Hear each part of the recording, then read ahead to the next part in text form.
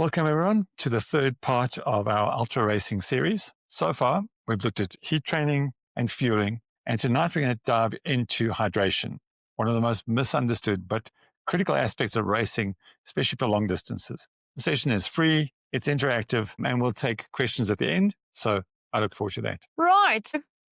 Why hydration matters. Hydration is a performance and health lever. Too little fluid and you risk overheating, GI issues and fatigue, but too much fluid and you risk hyponatremia, low blood sodium, which is dangerous. And importantly, hydration is separate from fueling. We want you to think of them as two different dials we can turn. So the old rule versus the new, the debate. The old rule was simple. Replace whatever you had lost in sweat with drinking. But research and field data are showing that that's just not realistic. So the new view is this. Drink to thirst, but for ultras, especially in the heat and the cold, that isn't the full story. Evidence shows that most racers finish ultras with body weight losses of between 2 and 5%. That's fairly common. And at UTMB, some athletes have gone as much as 9%. Body weight loss isn't the scary thing we've been given to think it is. You can lose a lot of body weight and still perform. So performance versus body weight loss. So let's break it down. A loss of under 2% is usually not a problem. Anything between 2 and 5% is often tolerated, especially if the athlete is heat adapted. But above 5%, that's the risk zone. But as we said, there are always exceptions. And remember, not all weight loss is fluid. You're also burning glycogen and you're digesting food. So we've dug into data specifically around UTMB, and it's a very well-researched race. And case studies at UTMB tell us that finishing with between 3 and 6% body weight loss is very normal for a 100K, 100-mile event. As we said, there's even one athlete that's been measured at a 9% body weight loss. And it didn't stop them from a very strong finish. So the lesson here is don't panic if the scale says you're losing weight through a race. What matters is function, your performance, your mental clarity, and your ability to keep moving. Sodium and electrolytes. Sodium is highly individual. Some athletes lose 400 milligram per liter, others up to 2,000 milligram. And that's a 5 times range. Taking more isn't always better. Oversalting can actually increase GI issues. So lab sweat testing is ideal, but most athletes, we just get there by trial and error. And a good rule of thumb is 500 to 1,000 milligram per liter in hot conditions. And let's take a look at that hydration in the heat. What do we do? So remember that in the heat, blood is shunted to your skin for cooling. There's less blood in the gut, and that results generally in the potential for more GI stress. So the solutions are use lighter fluids, keep your electrolytes separate if you need them, and rather than gulping down long pulls of water or whatever your hydration is, sip steadily. And then for a bonus, a cold drink is going to help keep your core temperature down. So let's talk about hydration in the cold. In the cold, thirst is blunted and you don't necessarily feel like drinking, but you're still losing fluid. And cold also increases urine output. So we plan regular intakes rather than waiting for thirst. Also, your gels can freeze. So preload bottles with concentrated carbs and keep your gels close to your body. So let's look at the practical racing guidelines then. First off, don't look for 100% replacement of fluid lost. You'll just overload your gut. Aim to replace around about 70% of your sweat rate if you know it. And that means testing in similar conditions. Your timing matters. So drink at the aid stations, drink at the bottom of climbs, or before long efforts. Remember, we've discussed this in the past when we spoke about nutrition. Stuff bounces around in your stomach and water sloshes around. So try not to take a long drink of water or fluid before you start a descent. It's going to slosh around in your stomach and make you uncomfortable. And remember, hydration and fueling are separate levers. Don't combine them. Hydration on one side, fueling on the other. So training the system. Just like the gut, training for carbs, you can train hydration. Practice your sodium intake, practice your fluids, and figure out what your gut tolerates. You can use those cheaper products during training and save the premium brands for race, rehearsal, and race day. Heat adaptation also doubles as fluid adaptation. So when you heat train, your body actually improves plasma volume and sweat efficiency. And let's get to this controversy of drink to thirst. So this one splits opinions. There are pros and cons to it. The pros, if you're drinking to thirst, it generally prevents hyponatremia or over drinking. It's simple and it respects the body's natural cues. And that's what we're always working on at Mindful Runner. We're always trying to get you to get in touch with your own body and the signals that are coming from it. The cons in a long ultra, especially in heat or in the cold, thirst is often unreliable. So you might end up under drinking if you're just drinking to thirst without realizing it. So what we suggest is find the middle ground. It's a hybrid of these two options, right? Drink to thirst, but within a plan. Know your lower end and your upper end, and know your sweat rates, and check in with your body on how you're feeling. And there are a couple of ways of checking in.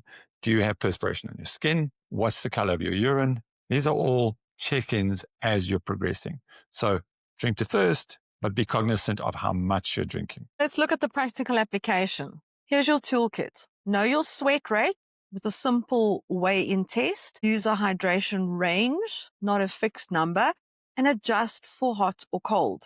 But above all, keep fueling and hydration separate so you can tune each independently. Okay, let's get to the Q&As. This is your chance. Ask us about your hydration approach, sodium strategy, or what to do if things go wrong mid-race. Where do we test sweat concentration? So sweat concentration is a tricky one to test for. Mark's asked exactly the same question now. So there are, through precision hydration, currently you can go and do sweat tests with precision hydration, which will give you a measure of your sodium loss per liter. And the thing to focus on when it comes to how much sodium to take on, it is not a case of take on this much sodium per hour. It's this much sodium per liter, right? So you're looking at that mix. We will be getting in within the next 2 months a sensor that you'll be able to test with. We'll rent it out. You stick it on your skin. You run out. It gives you a sweat test. It will tell us what your sweat rate is. It'll give us sodium and magnesium and one other.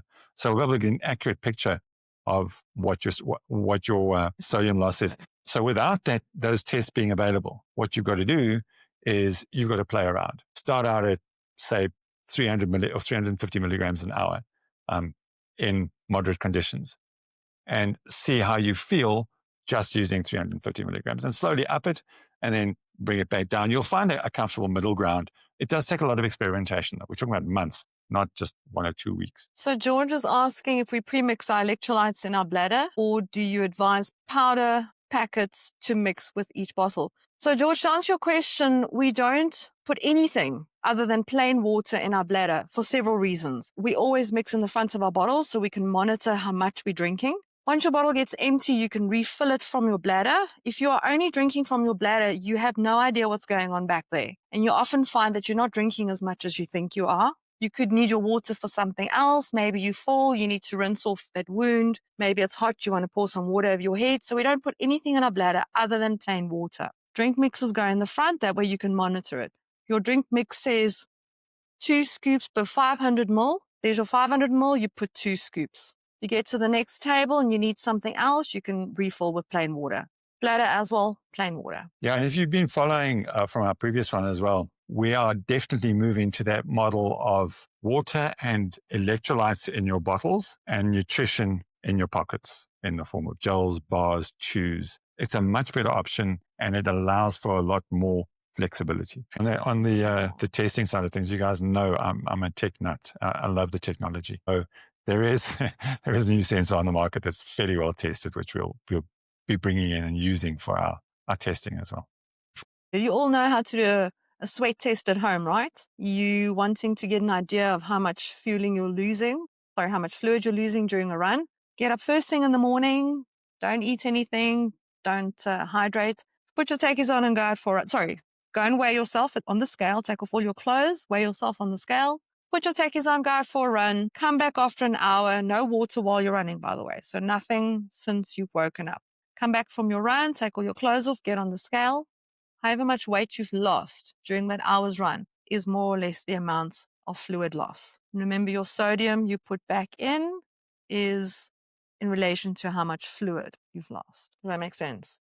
Yeah. And I'll talk about salty sweaters, right? And you will see on your own clothing, you get salt on your clothes, on your cap, especially if you're wearing darker stuff, you'll see salt lines. In the pack. And if you are that kind of person, then I wouldn't even start at 350 milligrams of sodium. Immediately go up to like 750 milligrams of sodium and start there and see how that impacts your run. Some recommendations on electrolyte brands should include potassium as well. So your electrolytes is 5 electrolytes, the main one being sodium. Some people run on magnesium. They like their slow mags, potassium.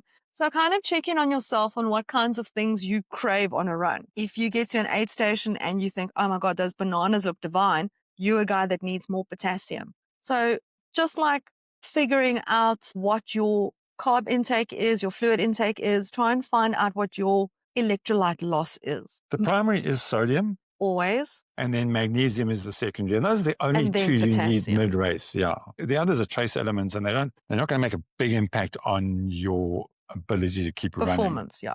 Most electrolytes focus on those. And the brands are so similar across the board. There are ones that have higher sodium ratios, like the Revive sachets. Yeah. Very high in sodium. Same thing with your carb mixes. Your Tailwind, for example, is a lot saltier than a lot of the others. And the nice thing with that is, because it's so salty, it keeps you just a little bit thirsty. So you almost keep drinking the whole time. But again, it's really whatever works for you. So Revive is one of those that is, it's 1,000 milligrams per sachet per 750 mils of water. Yeah. So that's a heavy one.